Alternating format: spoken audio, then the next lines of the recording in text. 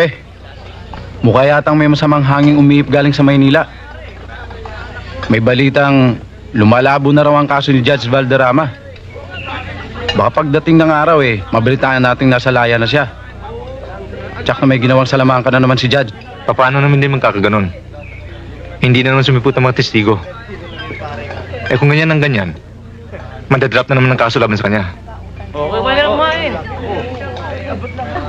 Mukhang madidiskaril na naman ang takbo ng asunto, Hepe. Dito pa naman sa atin nagsimula ang lahat ng kalokohan niya. Mahirap talaga. Hindi ba may kasabihan tayo? Mas mabilis ang gulong ng pera.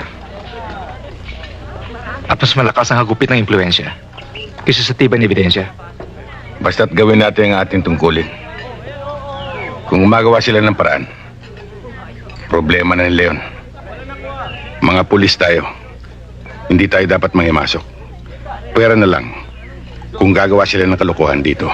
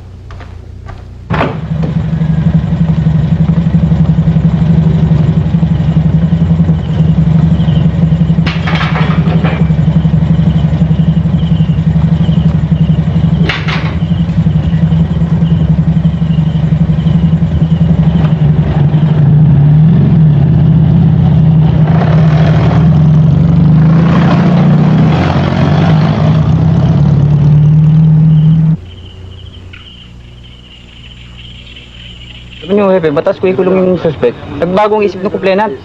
Wala naman akong magawa. Di, pinakawalan ko yung suspect. Kamukat-mukat yun. Ako naman ang nirereklamo. Hindi bale, pasensya ka na lang. Ayusin na lang natin. Okay lang yun, sir. O yan, pares yan ha. Tira ka. Tumama yan, marito. Pares dito ha. Daya talaga na ito. Kayo nakapulog ka na.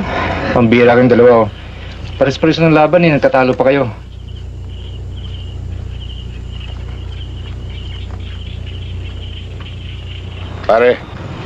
Pare, baka sila na ito.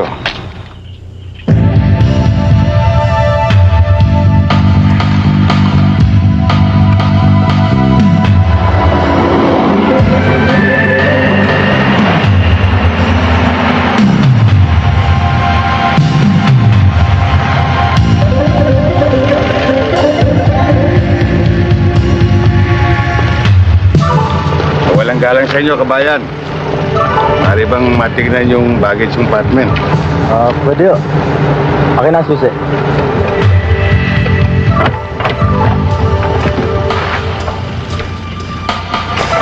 Pwede ba matingnan ang likuran?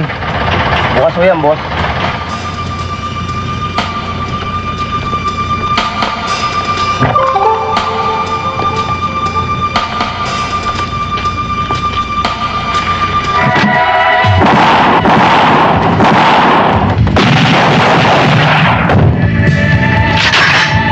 Huwag, kabayan.